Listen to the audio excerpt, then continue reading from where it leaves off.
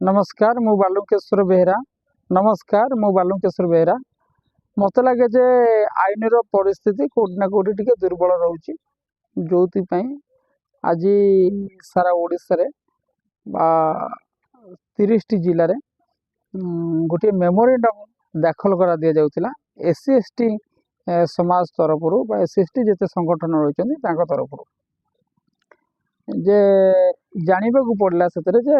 Memorandum टा कोन पई दाखल करा दिया जाउतिला। तार कारण हला जो एससी एसटी को केस होउतिला थाना रे ताकर आयो रहउतिले ऊपर पदाधिकारी से पदाधिकारी को हटा दिया जाए तल पदाधिकारी मानक से आयोटा दिया जाउतिला बा दिया जीवो। सरकार आम ओडिशा सरकार सेटा को गला मास अगस्ट मास 30 ना 28 तारिख रे गोटे नोटिफिकेशन जारी करछंती। सेटा को आंदोलन करी सारा ओडिशा रे जते एससी एसटी संगठन रहले सब ताको दाबी पूरण करबा लागि आ सेटा को हटै दिया जिबा लागि आ गोटे मेमोरेंडम अनेक अनेक सब 30 टा को डिस्ट्रिक्ट रे जाई सबमिट करथिले। तेणुक आम दुई पाख को आलोचना करवा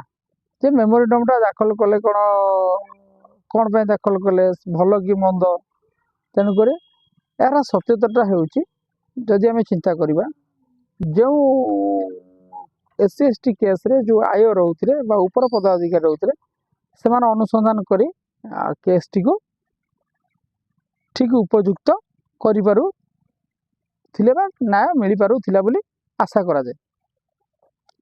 फिर भी एबे भी लोक मानक एपर्यंत न्याय मिल पारु नाही, लोक वंचित अछती न्याय पे। सेथि लगी लोग केस मध्य थाना रे हे पारु नाही वर्तमान परिस्थिति रे। तथापि से दिग को नजर रखी सरकार गोटे व्यवस्था नेले या नोटिफिकेशन जारी कले जे ऊपर पदाधिकारी को से दायित्वटा न दे गोटे तल पदाधिकारी को थानार पदाधिकारी को दिज्व जे दिगल असुविधाटा कौन हम एससी एसटी लोक संगठन को कहवा कथा एमती भी केस भी रेजिस्टर करूना एससी एसटी लोक मानकर आउ जदि भी करुँच बहुत कष्ट संगठन प्रेसर हो कि जहाँ भी हो जदि से आयो पावरटा को जदि थाना जदि क्या गोटे दिज्व थाना स्टाफ जन क्या दिज्व जमी तल पदाधिकारी को दिज्व तेज से ठीक परिचालन हो तो हो पार ना कहीं एमती तो केस रेजिस्टर होनी हम केमी से सारा ओडिशा रे मेमोरेंडम गोटे मंत्री मुख्यमंत्री देवाई निज निज डिस्ट्रिक्ट कलेक्टर पाखे आज एससी एसटी संगठन लोक मैंने जाई दाखल करथिले। मुझे जाइली देखिली कौन एत गहली होती कौन पाई देखा देखला पर जना पड़ा जे जिनसटी एया मो नाटा किशन पट्टनायक आंबेडकर लोहिया विचार मंच राज्य साधारण संपादक। किंतु आज जो कार्यक्रमटा होकर ओडिशार समस्त दलित संगठन व्यक्ति समस्ते मिलित भाव कार्यक्रम को आम नहींचु आज तमाम 30 जिले में आपणकर तमाम 30 जिला सहित ब्रह्मपुर आपणकर भुवनेश्वर एटी भी अलग अलग भाव राज्य सरकार उद्देश्य गवर्नर उद्देश्य आज दाबीपत्र दि जाऊँगी। आपन जानते एससी एसटी एट्रोसिटी एक्ट गोटे सेंट्रल एक्ट यहाँ राज्य सरकार आईन नुहे किंतु राज्य सरकार गत दिन मानक एभली गोटे परिस्थिति सृष्टि कर अर्थात आगुरी जोटा आपण सेंट्रल एक्ट रे जो व्यवस्था अच्छी आईओ हे डीएसपी माने हेबे सेटा को संशोधन करी सब इन्स्पेक्टर और इन्स्पेक्टर मानक आईओ करने से गोटे आईन आनी जो नोटिफिकेशनटा आनी ताहा कौन दृष्टि ग्रहणीय नुहे। आप देखिए जे यही आपणकर कहते आगुरी आपण मैंने जानते आपण मानकर भी अनुभव अच्छी एसडीपीओ माने बा डीएसपी माने जिते यार एचआरपीसी डीएसपी हूँ एसडीपीओ माने जिते आईओ होती से भी बहुत केस गुड़िक हेराफेरी होती किंतु तथापि आम ये कथा कहूँ एक्ट जेहेतु अच्छी सेटा जेहेतु गोटे डिस्टान्स हो क्रिमिनाल मानक ठारू आपनको सेठी पहुँचिकी मोबिलाइज करवा टिके कष्ट एवं आईन से व्यवस्थाटा से ओरिजिनल माने आरंभ में किंतु वर्तमान राज्य सरकार कौन से भाविले यही वर्तमान जिते लोकों उपरे समाज जो हिंस्र होती आपणकर राष्ट्र भी हिंस्र होती से समय आईओ जिते सब इन्स्पेक्टर माने इन्स्पेक्टर माने आपणकर केस भविष्य कौटी पहुँचब तेणु समस्ते जो मैंने आम गोटे कथा दाबी रखू जे सेंट्रल एक्ट जहाँ अच्छी आईओ डीएसपी माने रहिबे आपणकर एक राज्य सरकार प्रत्याहार करनी आम अपील करूँ अଯଥାରେ राज्य सरकार जानिबा दरकार जे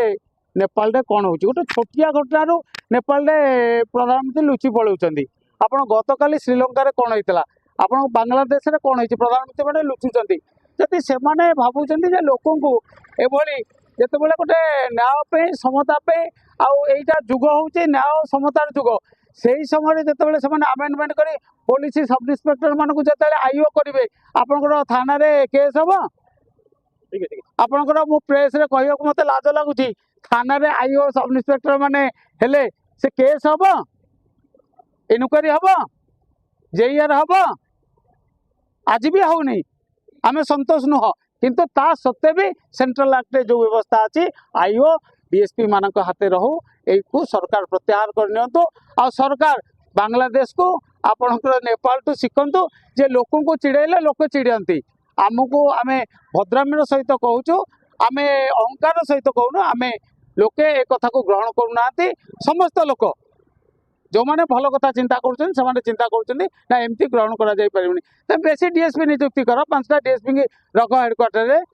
जो आउ डिविजन अधिका कर गोटे पुरी जिला को 3टा कर 5टा कर दियो हेले सहज हम आपंकर काम भी भल हम आजिकल भायोलेंस भी बेसी बढ़ी क्रिमिनाल एक्टिविटीज बेसी बढ़ी भल हम समस्त की धन्यवाद थैंक यू नोटिफिकेशन जारी होती जहाँकि आगुरी था डीएसपी लेवल उपर जे आमर तदंत करेंगे कि एवं तार डीएसपी लेवल तर व निम्न अधिकारी मैंने तदंत करेंगे ए विरुद्ध में आम आज विक्षोभ करूँ तुरंत सरकार प्रत्याहार न कले जोरदार